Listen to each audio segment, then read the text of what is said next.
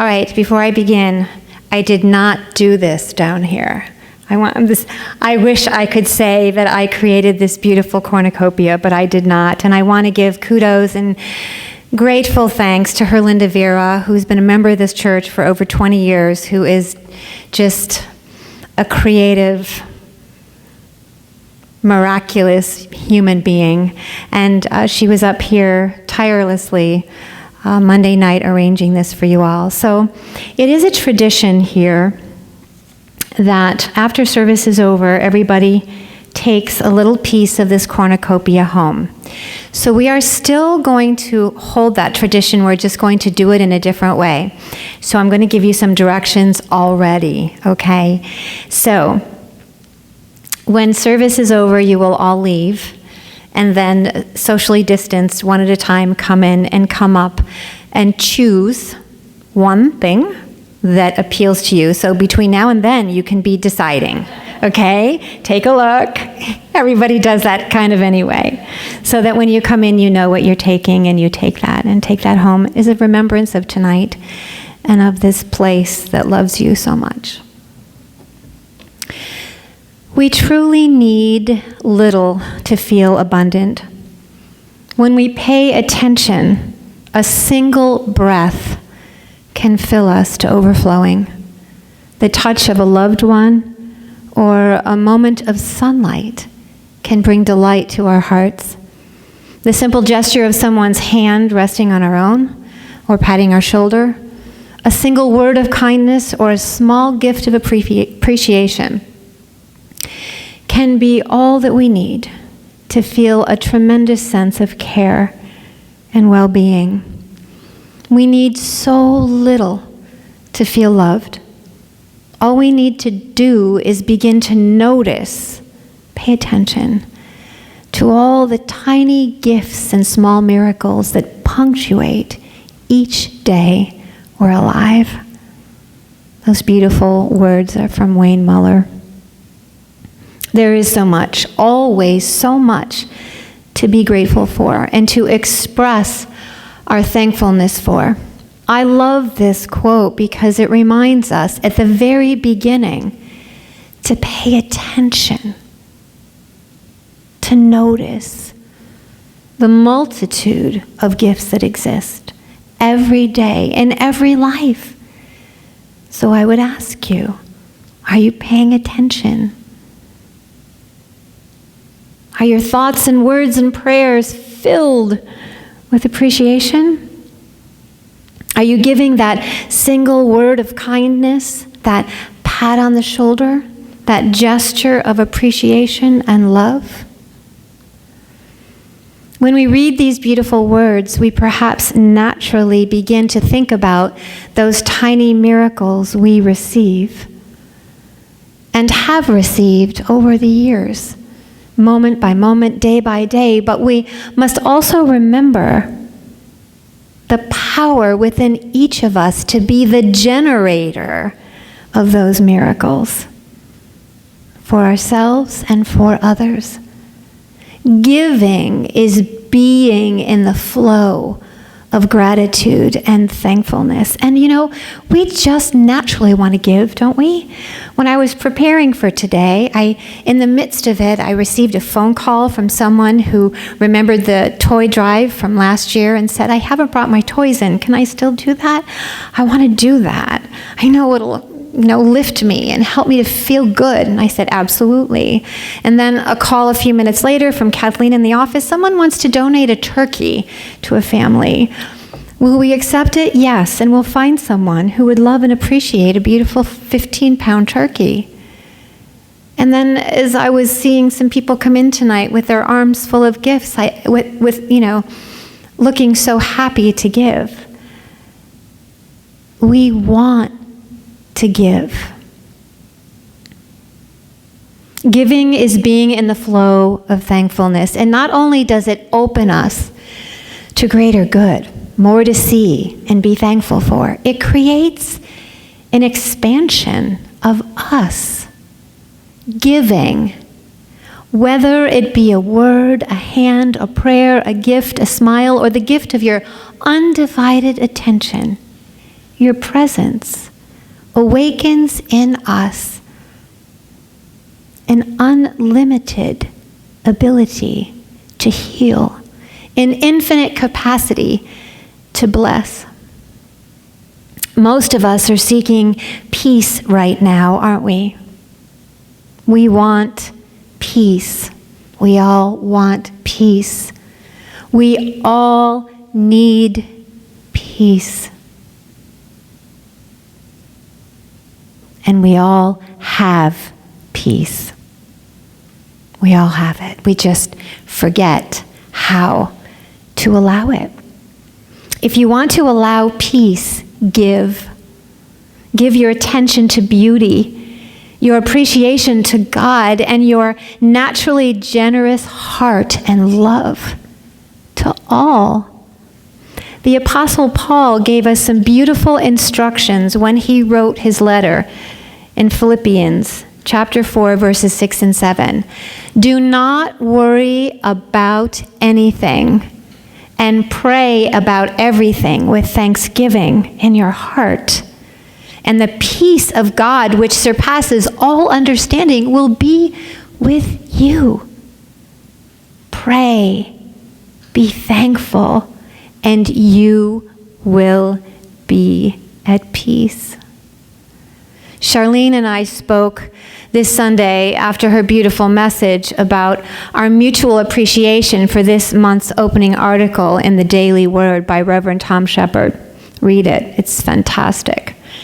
He also quoted the Apostle Paul in Thessalonians when he wrote, "Give thanks in all circumstances."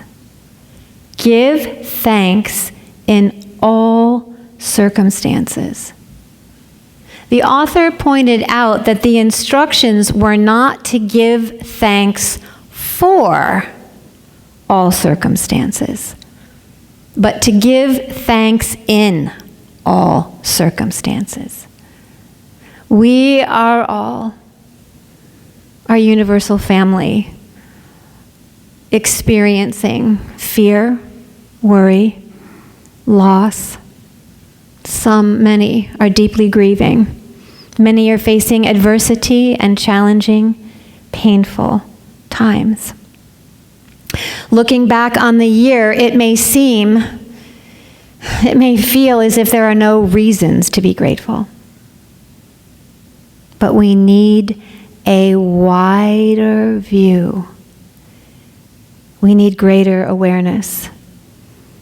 For the very thing that we may want to resist or reject is the very thing that will renew and restore us, will lift us and heal us. There is always something, someone to be thankful for. Gratitude unlocks the fullness of life, the expansiveness of life, and our own potential. It is a power that has immediate and miraculous results if we use it. Those who gathered for the first Thanksgiving knew this power. Nearly half the pilgrims died that winter. Half, all but 5 women. They were men, women, and children without a country, without much food, without medicines. We can only imagine what they and our Native Americans experienced that winter, what they endured. And yet, they gathered together to say, what? Thank you. Thank you for food, for hope, for faith, for strength, for courage, for an inner knowing and an inner vision of abundance and beauty and love. Prayers offered not in spite of circumstances, but because of them. Gratitude can turn a meal into a feast, a house into a home, a stranger into a friend, and problems into gifts. Little did they know that that first Thanksgiving, what an incredible gift they would continue to bless us with as we honor, appreciate, and hopefully repeat the unspeakable, beautiful act that we gather to remember tonight. Gratitude comes from love. It is a natural expression of a loving heart, and the words thank you are two of the most beautiful words in any language. Check it out. They can light up a face. They can warm a heart, inspire a soul, open a door, and heal even the deepest of wounds. The words thank you can totally transform perspective. Our teachers of this powerful truth are many. Jesus knew the great power in these words. As he stood at the tomb of his very best friend Lazarus, surrounded by family and friends in deep grief, he too cried. Blamed for his friend's death because of his late arrival, surrounded by those who doubted, we don't know how Jesus felt in those moments, but we can imagine, can't we? Yet he prayed, and he said, Father, I thank thee. Father, I thank thee. Thank you. And in saying those words, he raised the consciousness so high, his friend awoke. Jesus was teaching that in the midst of unspeakable loss and pain, in the midst of sadness and regret, to give thanks is to heal and to be resurrected. I remembered and was so grateful for this teaching in my own life several years ago as I lay in a hospital bed after some cancer surgery, frightened, confused, doubtful, and not feeling very hopeful or faithful. I remembered thinking, you have got to find something here to be grateful for. So it began with insurance. I thanked God for insurance. I thanked God for the nurses and the doctors, the lovely people who changed my sheets, brought me food, spoke to me, comforted me, the wonderful friends who were bringing my family meals. Every day it was something new. And the more I thought about it, the more I wanted to think about it. And the more I said thank you, the more I could see that I had to say thank you for. And my healing was pretty speedy and miraculous. Thank you, God. Everything thrives on appreciation and love. We thrive on appreciation and love, don't we? Whether giving it or receiving it, appreciation, gratefulness expressed brings newness of life, an awareness of worth, and a feeling of deep connection. Many of you know that I am the primary caregiver for my adult disabled sister, Kristen. I hesitate to even refer to her as disabled because she is so much more able than most, especially in the departments of kindness, patience, compassion, and love. Kristen is pure and childlike, and like many children, she often says things that are powerfully profound, and I've learned to listen very carefully. We spend a lot of time in Publix together. Kristen loves to grocery shop. I think it might be one of her very favorite things. Well, Kristen is away for a few weeks visiting our sister in West Virginia for the holidays. And now on my visits to Publix, the staff looks a little less excited to see me. I must be asked a half a dozen times while I'm shopping, "Where's your sister? Where's Kristen?" They miss her because she appreciates and thanks everyone in that store for the smallest of things. To the manager, "I love your store. Everyone is so nice to me here." And to the girls in the deli, "You cut that turkey so good." And to her very favorite friend at the checkout, "Oh, your hair color is so beautiful and your nails are so pretty." And to the gentleman who bags our groceries, "You do that so good. I love the way you pack food." My sister is a living, breathing thank you note from God. She is. And so are you. There's always something and someone to be grateful for. So many opportunities to say thank you. Are you saying thank you enough? Are you appreciating and blessing and beholding the living, breathing Christ presence next to you? Perhaps you won't appreciate the person in line ahead of you who is being impatient and unkind, but you can appreciate and bless the one trying to help her. Give thanks in all circumstances. Give thanks. How are you finding your peace? How are you living thankfully? You and I are showered with gifts all day long. Are you receiving them?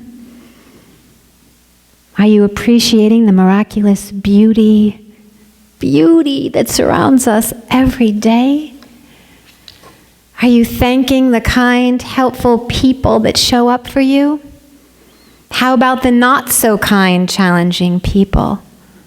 Look past them, onto something beautiful, and thank God. Gratitude is a dissolver of the negative and an attracting power for blessing. Honestly, I love writing and receiving thank you notes. I actually have 2 folders I keep in my office. They're called my warm fuzzy folders. They are full of thank you notes that I have received over the years. I keep them because they still have so much power to bring me joy as I remember the people I've known and loved so much here at this church. So before I close, I want to share this little list that I found of ways to live grateful. Because it's one thing to think it and say it. It needs to be more as we live it, right? So here's a little list of ways to live grateful.